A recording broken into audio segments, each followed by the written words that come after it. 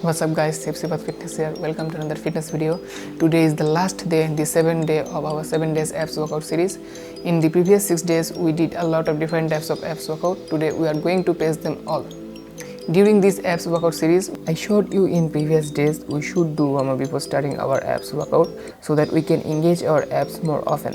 You cannot build 6-pack abs overnight. You should have patience and keep going. You can do 2 sets or 3 sets of every abs workout to get the best result.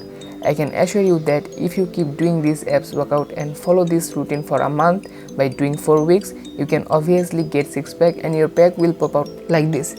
As I said, we need to do warm up before starting our workout. We will do warm up. After that, we will start our main ab workout. So let's see what does it look like.